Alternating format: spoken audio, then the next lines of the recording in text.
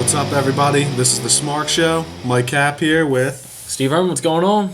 And we are here for our TLC review show, doing it right after the pay-per-view this time. Oh, joy. Trying something new. Joy's not really the word there. That was pretty terrible. The show wasn't that... It was pretty good until the main event, I thought. Not pretty good, it was okay. Okay. It was average. There's a couple, like the tag match in the beginning was phenomenal, but... Yeah, we'll get to that in a sec. They slowed down with the Ryback-Rusev match. The Divas match was better than expected, but... A lot better than the Survivor Series. It was alright still, Yeah, not NXT caliber for sure. Survivor Series, when you're comparing something to that, I don't really think it holds up too well. That's the shit show of the year at this point. But, do you want to start? Definitely one of the better ones. Let's just get right into it. This probably won't be one of our longer ones. We're just it's going to basically talk a reaction about, video to what we thought about the show and everything. So yeah, just going to talk about TLC. I'm sure we're going to ramble a little bit into our entire negative views on the company. That is what we are known for. Yeah, it's going to happen. So we'll start off with the pre-show match. Yeah. With Sasha and Becky. You missed that. Yeah, you want to take that one? Yeah. Well, they started off... with Team Bad singing the 12 Days of Christmas, which I thought was goddamn retarded.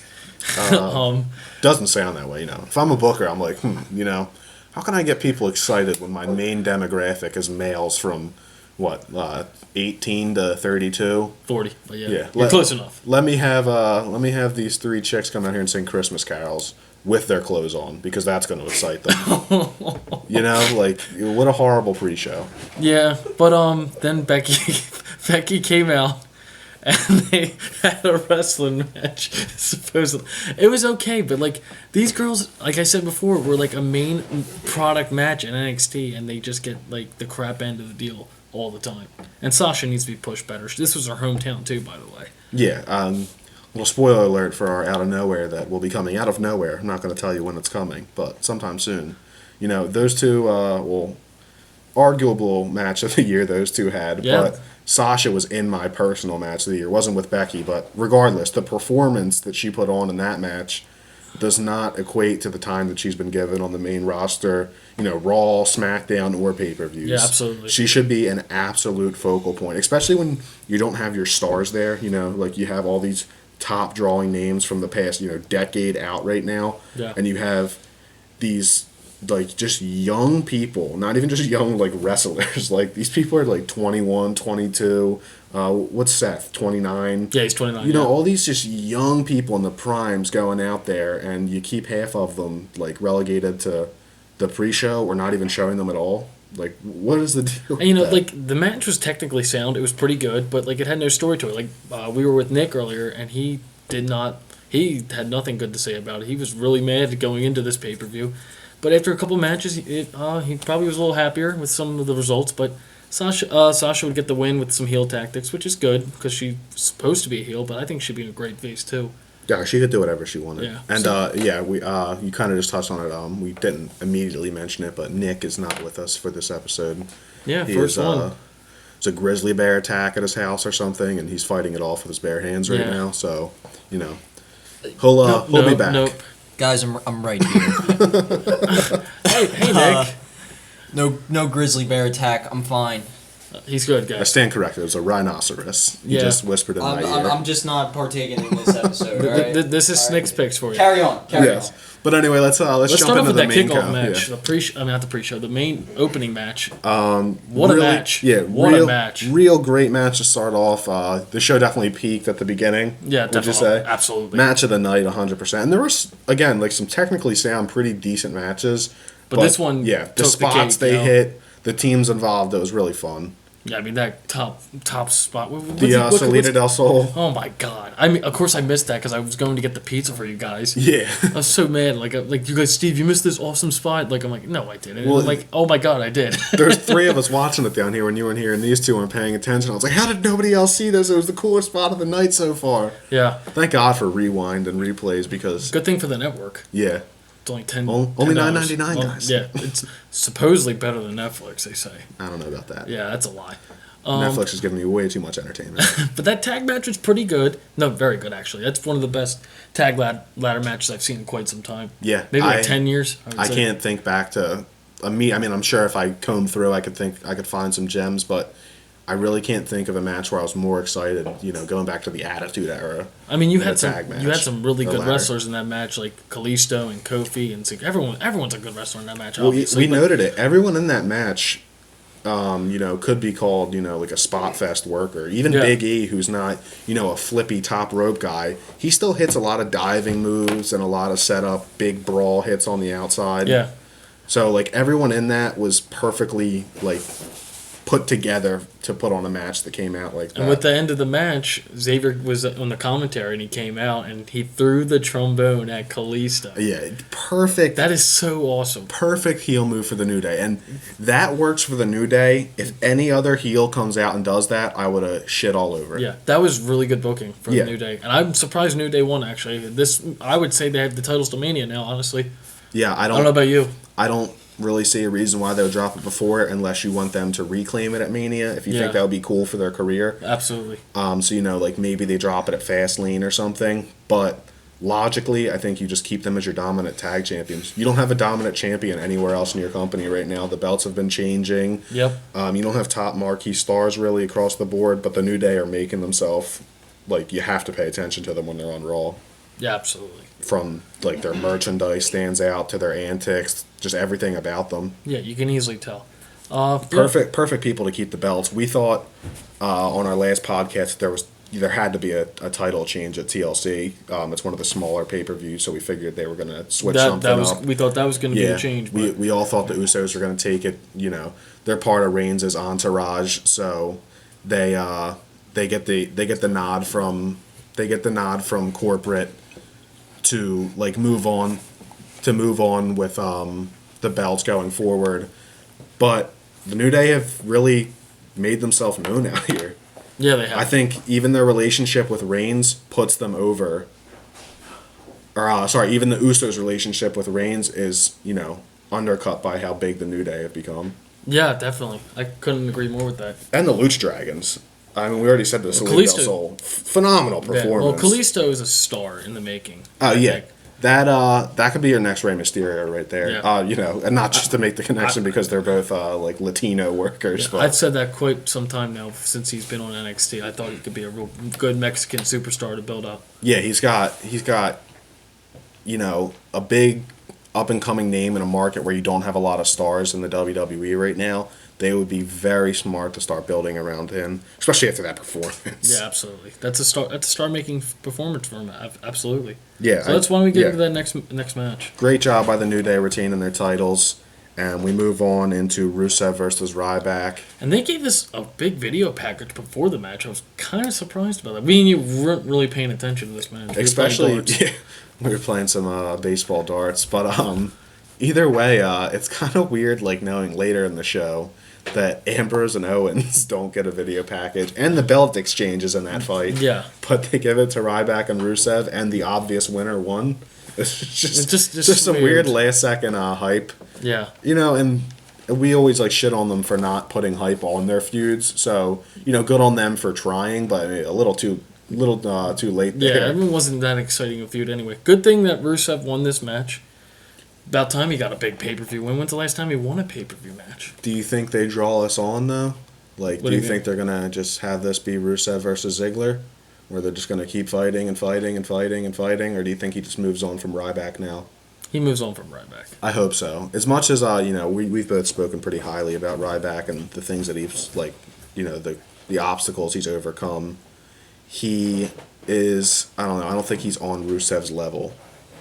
I think he could be booked like that, but yeah. Yeah, he definitely could be if they put faith in him, which, they really haven't up until this point. Yeah. So Rusev was definitely the person who should have walked away with that win, and he did. But like I said, don't make it go on too long. You have this be a one-and-done feud. He gains nothing from beating him again, and he gains even less from having Ryback win and then him winning the rubber match. Right. And I think they made some smart booking decisions here, like having these two crap matches after the ladder match, because that was such a hot match. I thought. Let the crowd calm down a little bit. And you still had your little fun moments. Ryback always gets the crowd into it with his chant. So that's always fun for the people in attendance. And, when the crowd's behind someone, even if it's just for a chant like Jack Swagger's We the People, it's still fun, as a viewer. Plus, they have Lana to look at too, so that's always nice. And speaking of swagger, he takes on Del Rio next in a chairs match For the United States title, by the way. Let's just look at 3 variables here: chairs match, U.S. title without Cena, and Jack Swagger. Three ingredients to make me go to sleep during a match. Right back in 2010. Yeah, we were saying it. Our friend Zach said it while we were watching. He said it first. This is probably going to be Swagger's last appearance on the pay-per-view. Well, but maybe besides Rumble. But that doesn't count. Singles are a notable feud. He might be released like in April or something. That's a shame, but he's had his. Is it a shame though? I mean, I would say he overachieved. Yeah, that's true. He did things that he probably shouldn't have gotten to do. It's always a shame to see like a solid worker go. Oh yeah, I would much rather have, like a Big Show like go into retirement at this point, and then have them build up Swagger a little bit, even if it's just to put over mid card heels or faces or whatever way you want to go with them. Absolutely. Because the guy can work. Obviously, he injured Ziggler before, but that happens. Yes. Samoa Joe injured Tyson Kidd. We don't say he's some big problem to work with. Absolutely. So I wouldn't want to see Swagger go if they were going to put anything behind them, but that's a huge if. Don't know what they're going to do with Del Rio next, but I did like to finish this match, but Nick brought up a really good point that his shoulders weren't down. Because he did that top rope spot and you landed on the chairs. Yeah. His shoulders weren't down and his foot was on the rope as well.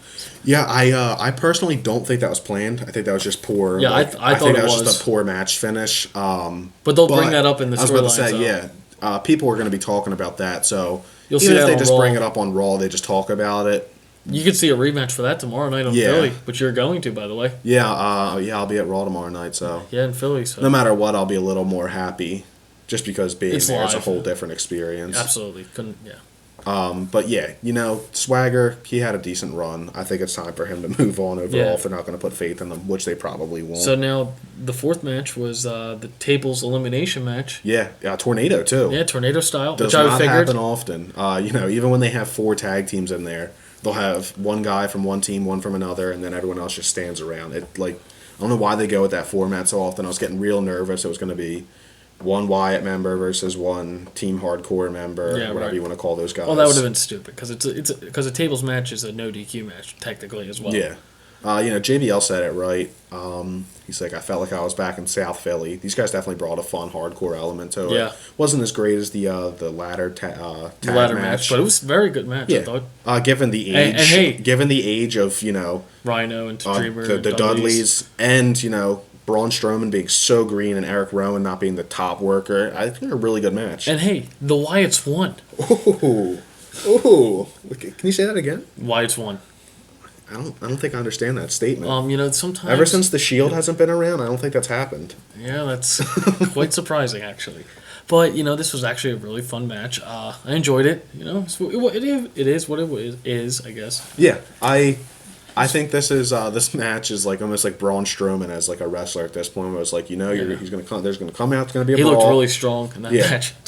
He did. Good job, Michael Cole too. One of your only good commentary where he said, I forget the exact quote, but it was along the lines of, "If you're wondering where Tommy Dreamer is, he's getting destroyed by Braun Strowman on the other side of the ring off camera." Yeah.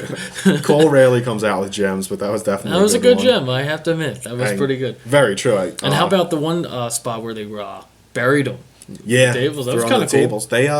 They're doing a really good job of making Strowman look like a special attraction, like strong wrestler. Even guys like Rusev, who are built up to be these strong dominators, they still can get fought off by a Ziggler by himself, or a Daniel Bryan could beat him by himself. With Strowman, it took all 4 of those legends, and Rhino's a legend, Tommy Dreamer's a legend, and the Dudleys are legends. It took all 4 of them beating him down with his foot stuck between a broken table. And he still pulled out of it and went and beat the shit out of Tommy Dreamer on the outside. Yes, he did. Yeah, he did. They're giving him, like early Kane. I would even say like a Diesel with Shawn Michaels treatment, right? Which has worked for a lot of people in the past of his skill level. I'm definitely seeing not now in the future a Strowman Wyatt feud.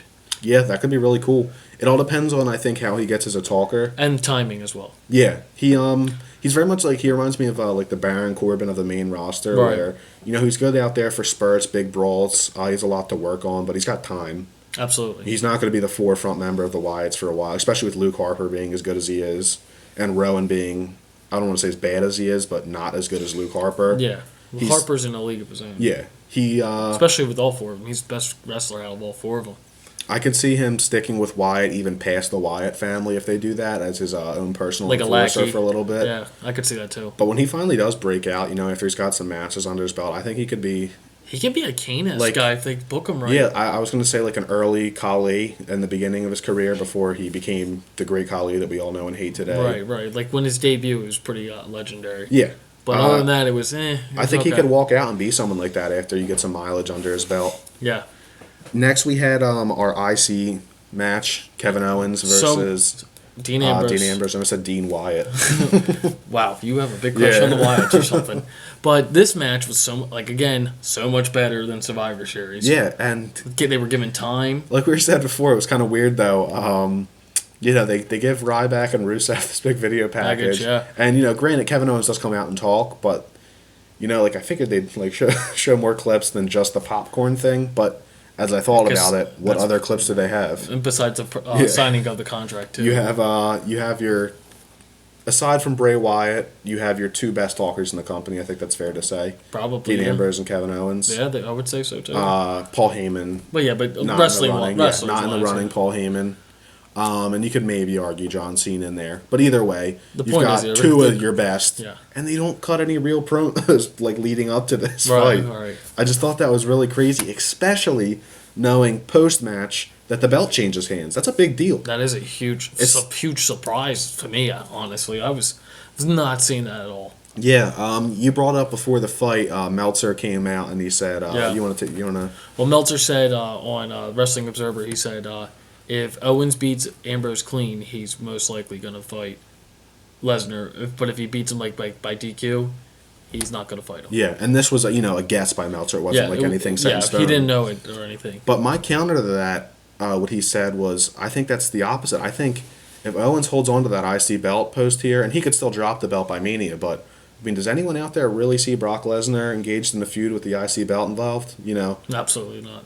And that's not like to discredit the IC belt, because it could be arguably the top belt in the company, like it was in the 80s when you had the real workhorses. Early 90s as well. Like Dean Ambrose holding it. Yeah. But, Kevin Owens versus Brock Lesnar, no belt involved, or the main belt, I think is way bigger sell than over the IC title. It really is. I'm curious what they're going to do with Owens now. Yeah. I was kind of mad he lost it, honestly. But yeah, anyway, that's getting back to my point with the Dave Meltzer thing.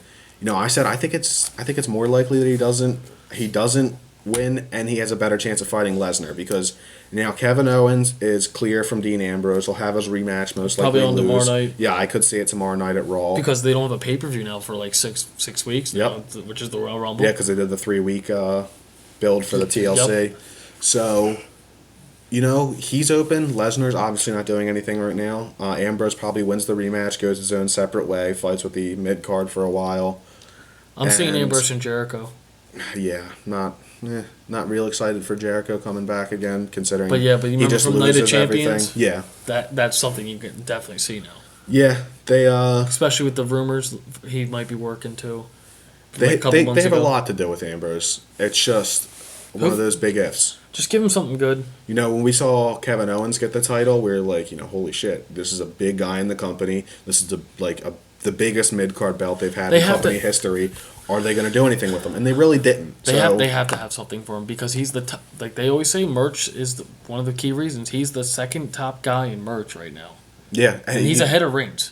Yeah, and he's got to have something. It's fun if you go in the WWE store and you look at like the total merch. Like Owens and Ambrose are both at the top, near the top for total merchandise available. So even more weird how they treated this, knowing the belt was going to change hands and everything. They obviously have a plan. We talked about what I would hope. We talked about Owens was going to do moving forward from this, and a little bit about Ambrose, but I think this is really good for Owens, and I think this could be amazing for Dean Ambrose, because it separates him from Reigns and gives him his own thing to do, especially a WrestleMania match. It's real bad, and they don't pay any attention to the belt like they did with his U.S. title run, and he fades into obscurity. Absolutely. Which Dean Ambrose will never be someone who's completely obscure. He's like a Ziggler, like a Bryan, where the fans are going to cheer for him no matter what. Or Cesaro. But from a company standpoint, guys have fallen off even when the fans are behind them, even with belts, as Ambrose has done before. So it'll be interesting at least to see going forward.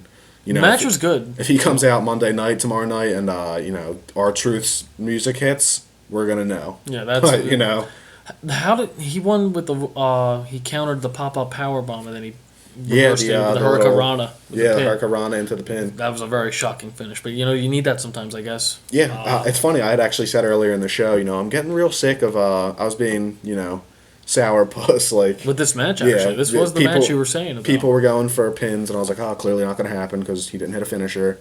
It's cool to see roll-ups and like random moves and matches because it makes two counts more surprising when they happen. So the finish was all right. I'm cool with it. Yeah, executed cleanly. I just hope they really have something for Owens.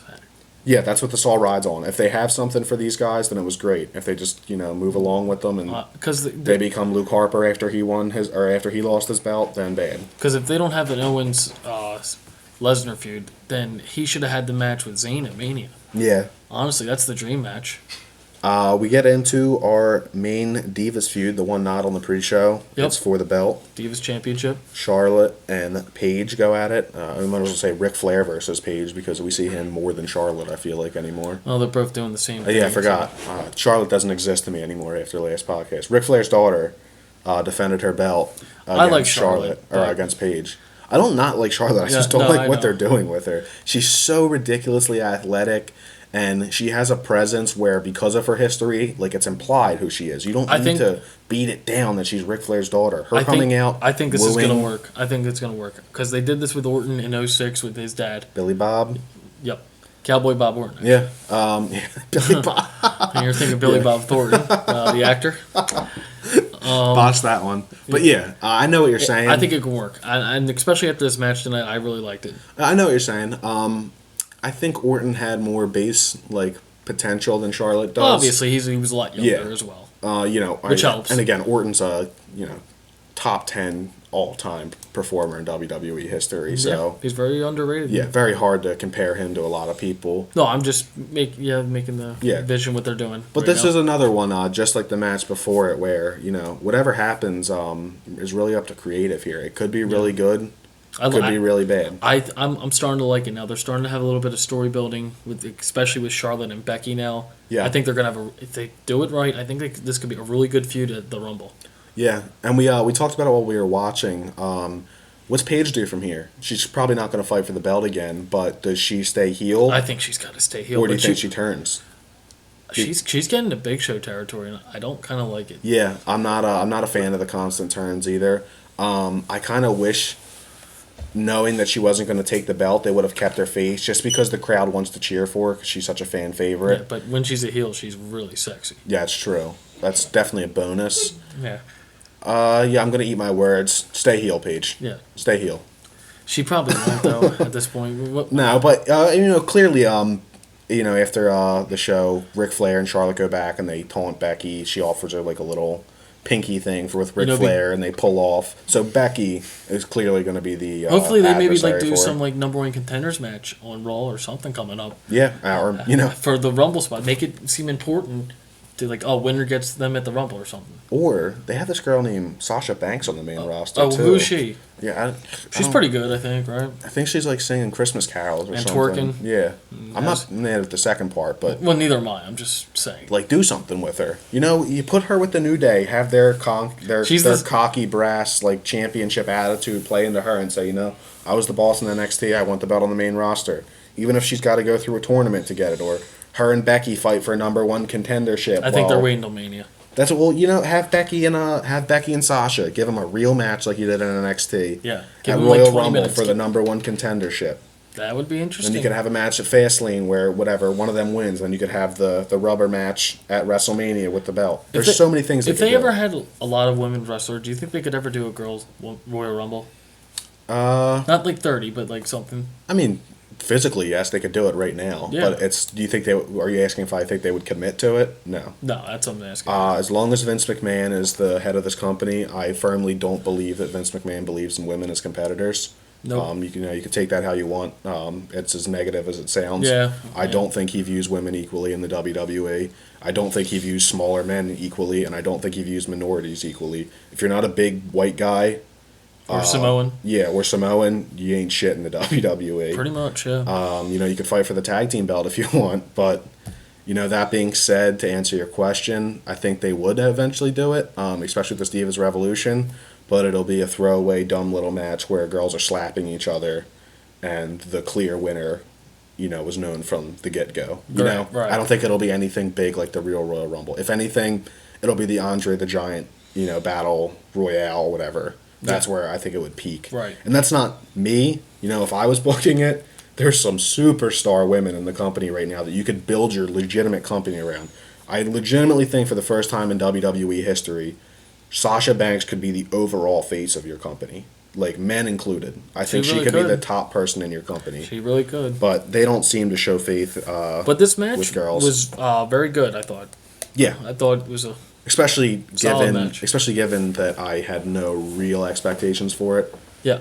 But good workers, I thought it was going to be all right, but it exceeded expectations. I was looking for, not that hype over, but after the segment with Miz TV, I was like, all right, I'm a little bit invested in this match. And you could just tell from the match that Charlotte was showing so much more heel moves, and I was really enjoying it. Like, she was doing some stuff from Rick, and I really thought it was good. Yeah, an improved version of her NXT self. Because Yeah. even in NXT, when she was putting on all those great matches, I still felt her character lacked something. Like, she was still more just Ric Flair's daughter. The mannerisms too were But great. yeah, her moveset and everything in this match is definitely a step in the right direction for her. And I think it's going to be even better with Rick on her side for a little bit. That's going to make her a top heel in the company. Yeah, as long as Rick is her manager, though. Yeah, not what he did tonight. Yeah, not her dad. We don't need to hear every, fucking 3 minutes. This is Ric Flair's daughter. Ric Flair, Ric Flair, Ric Flair. We're gonna do the woo chant. She's and gonna him do dancing and stuff. Well, yeah, we're gonna do the little sidestep. He's gonna get interfere in every match he's about to lose. I don't want that to happen. Well, I don't want but that. I would love him to come out there and be in her corner. That would be cool. Have him be in the corner and have him be dirty. That's a way to use your legends, Yeah, absolutely. Yeah, let's get into this main event though. Yeah.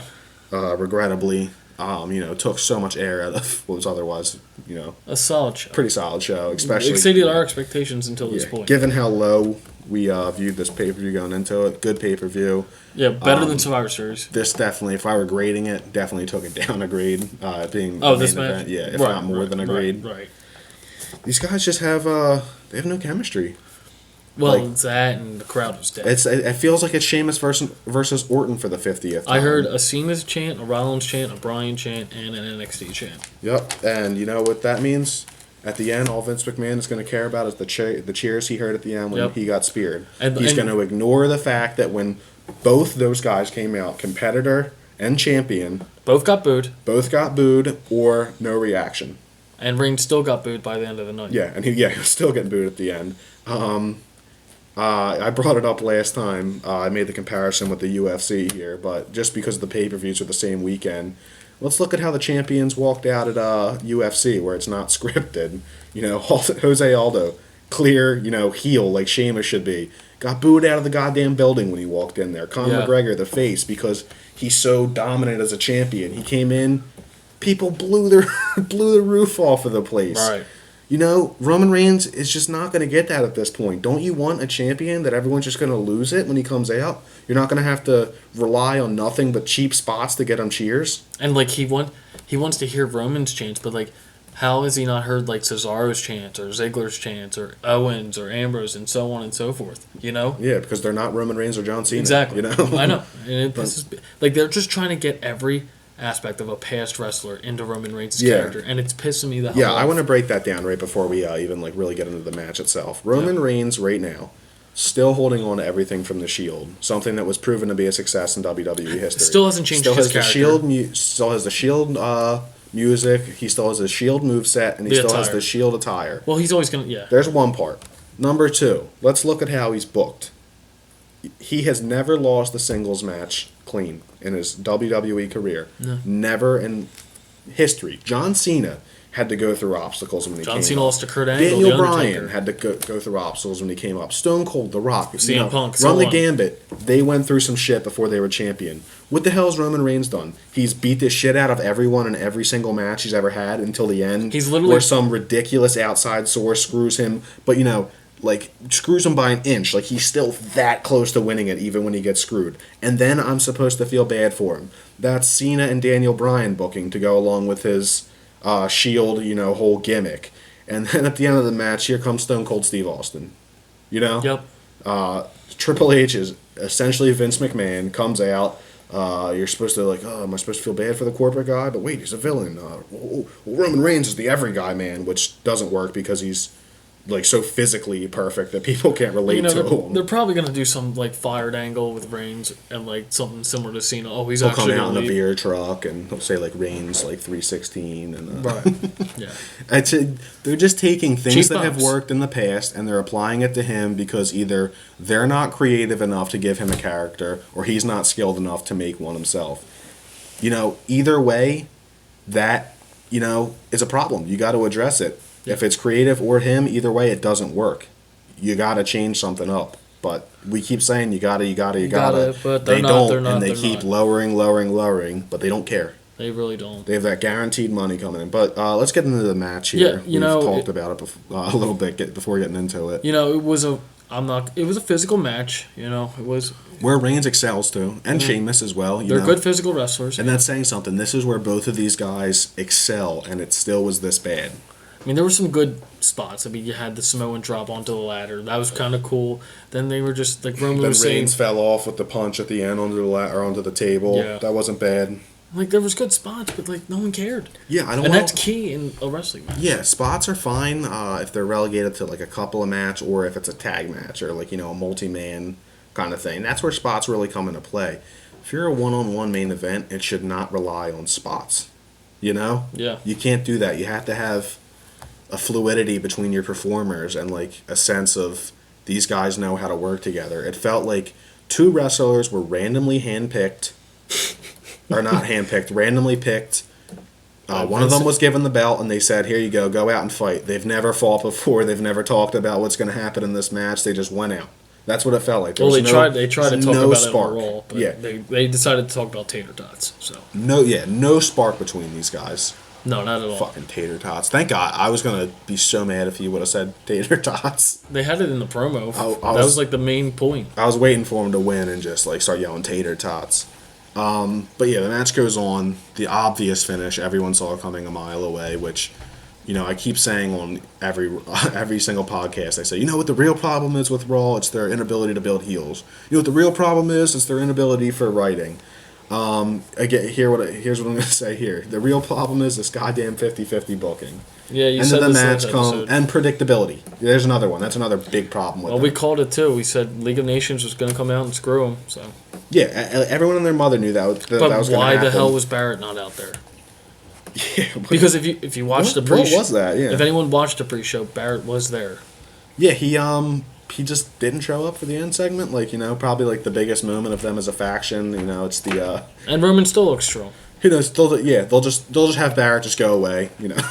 And He probably said like, I wish John Cena didn't win every single match he's in backstage, and then they were like, oh, enjoy the pre-card for the next year. Mm-hmm. You spoke your mind. They're losing to Curtis Axel and R-Truth in handicap matches now.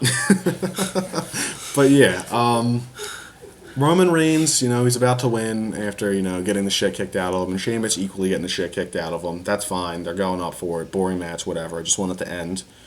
And Roman Reigns is about to win. Out comes the League of Nations. Of course, like we said, everyone knew that's going to happen. They come out, and, what does Super Reigns do?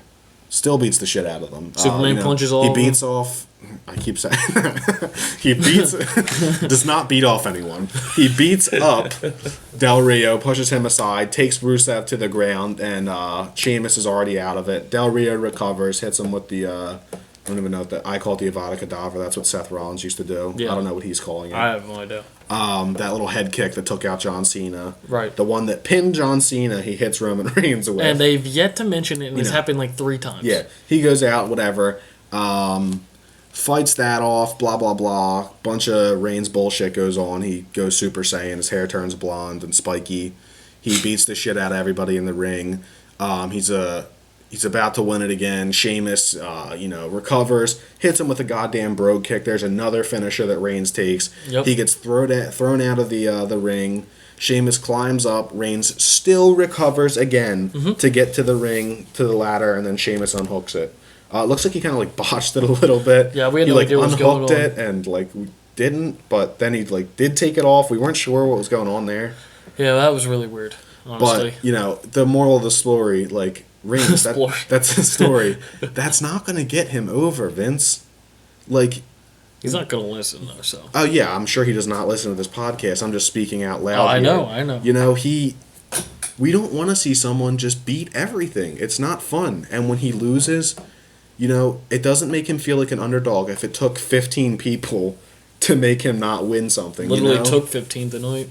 The New England Patriots were 10-0 before their game with the Philadelphia Eagles 2 weeks ago, and they lost the game. Right afterwards, I was like, the Patriots, huge underdogs. They lost once, and their 10 attempts here. I really feel bad for them. They're definitely not going to win this next matchup.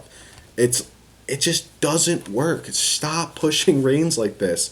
If you want him to be your top guy, fans need to be on board with it. And fans have clearly told you, swerve and turn him heel, or if you don't want to accept that, make him a mid-card champ for a little bit. But you know what they're going to make him now? They're just going to make him serious Roman, just like serious Cena, which we saw at the end. Yeah, and serious Austin. Yep. All the time Austin. Yeah, all the time Austin. But yeah, you got to compromise with fans. And, I get the fans have to accept the product for what it is at times, but the company also has to agree with fans at times. The fans have told you multiple situations where they would be okay with Roman as champ. They even said, if you want him to be champ, just make him champ tonight. Just give him the belt. Make Sheamus and those guys go away, fight in the mid-card, do whatever. Just get it over with, please. Yeah, we know it's going to happen. Stop stalling with all these dumb things. Or turn him heel, or put him in the mid-card and have him fight for a belt for a little bit. There's just so many things they could do with this guy to get people to like him, and they're just stubborn, and they won't do any of it. Yeah, and they'll call us stubborn for not accepting their chosen path for them. But it's the chosen path that you've given 15 other wrestlers. We don't want the Daniel Bryan story again. We don't want Stone Cold again. We don't want The Rock versus The Authority. We don't want all this crap. Make him his own person. You know what's sad? People actually probably like this.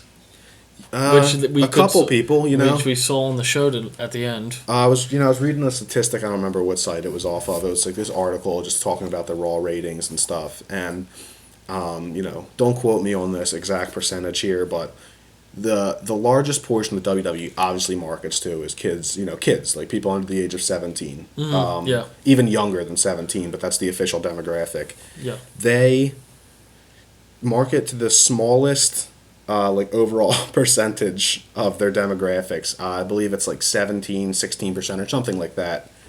When you're 18 to 30 or you're 30 to 40, take up 60 to 70% of your company, and you're just going to completely ignore what all those people are cheering and crying out loud. You're just going to go ahead and do whatever you wanted anyway.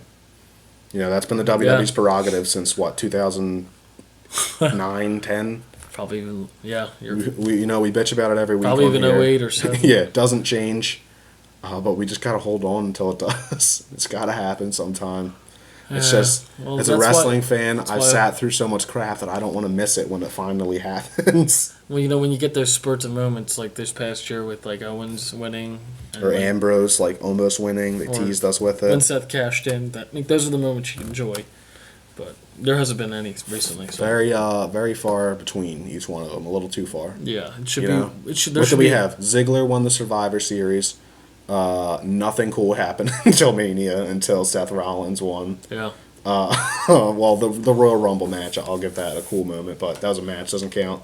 Nothing cool happened. It's not really. Until Undertaker and Lesnar happened, and that was even whatever, and now we're here. Yeah. So what top moments have they given us as fans? As you could see. Yeah, we're starting to go into our general Raw where we just shit on wrestling. So we'll wrap this up here. You want to give it a final little grade here, Steve? Well, we as a didn't pay-per-view. even mention the Triple H part. Yeah, I got so mad at Reigns. Yeah, I forgot you about got that. mad at Reigns. Go ahead. I'm just clearly pissed off right now. Yeah, So. Triple H came out and he was like, "Tell him to calm down," and then he came in the ring. I did actually briefly touch on it. I remember. Yeah, you did. Austin, I just want to talk about it a little bit more. Yeah, go ahead. Yeah. And he Superman punched him and just pretty much destroyed Triple H. Yeah, and beat the shit out of him with a chair for 15 minutes when it's like 100 people surrounding the ring that like somehow can't stop Reigns from beating up the COO. Of course. Why? And then he powerbombed him, and then he did the elbow drop. There's even more Table. Superman booking. As I was saying earlier, he took all those finishes and still managed to get up to the ladder. Well, afterwards, he beats the shit out of Sheamus. Mm-hmm. You're champion still. You know, Triple you're spear. champion Triple through spear. 2 pay-per-views now. Beats the shit out of him. Beats him up with a chair. Triple H comes down. Your COO, leader of Evolution, leader of DX, all that shit. Beats the shit out of him with a chair after taking 2 finishes and going through a grueling TLC match. And stands tall and walks away. I think yeah. I mean, like, what the fuck, I think we're bound. Sorry to go off topic, but I think we're bound to have a crappy Mania this year because we've had some pretty good ones, and this could be it. Well, last year we thought it was going to be a real piece of Yeah. shit. Well, you didn't. I didn't. You were pretty positive going in, so I got to give you that. But 90% of other wrestling fans, Right. not named Steve Herman, they did not think that Mania was going to be good, and it turned out good. So Turned out amazing, actually. hopefully there's a silver lining there, but it's not But a yeah. big one. So A lining in every sense of the word, where it's just on the outside that something cool could happen. So yeah, Raw I guess should be interesting. Yeah, it'll Maybe. definitely be interesting for me. Yeah, for you. I mean, Yeah. it'll be cool to see the Philly crowd. I hope they shit on Reigns, honestly. But yeah, before we go off, let's just do note the high points and low points of this pay per view. Yeah, A tag match was the obviously highest really point of good. the show.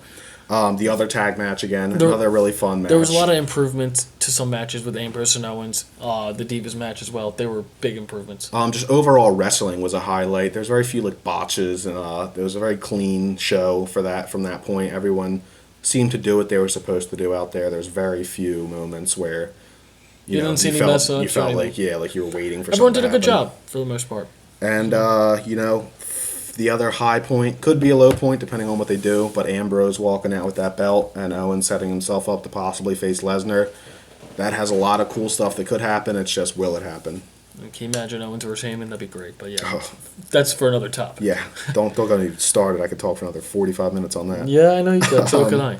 All right, so I guess the we'll just low points, Yeah. we pretty much harped on them. A lot of dumb booking done booking. Yeah. leading up to this more so. The whole Reigns Sheamus thing was just atrocious, and Rusev and Ryback should never be in the pay-per-view again. And Main event, Swagger yeah. should never be on a pay-per-view card again, other than Rumble, I possibly. couldn't agree more with you, Mike. Yeah, so that'll wrap up this episode of the Smark Show. Survivor Series reaction. Yeah, I don't really know what number we're at, but What? you can Oh, follow. TLC. Yeah, you can. I've done that like 50 times. You can follow us on Twitter. Steve, what's your Twitter? You can follow me at Stephen Herman 10. You can follow Nick. He's a little absent right now, but you can follow him at It's Nick, and you can follow us collectively at the Smark Show. We've got a Facebook page you can look up. It's the Smark Show. Give it a like. We just started a Tumblr. It's thesmarkshow.tumblr.com. Give that a follow as well. Yeah, it's just wrestling pictures, videos, all kinds of cool stuff you guys can check out if you're a fan. Yeah, I'm make sure sure to you'll like it. check out the Twitter too. We do a lot of live tweeting on that too, and give it a follow. Yeah, and don't forget to comment, subscribe, like us. Every bit helps. Yeah, and we'll be doing some out of nowheres and the next Raw episode as well. All right, that will do it for the Smark Show. Peace out. Try and enjoy Raw, guys. We're gonna try ourselves, but it'll be hard.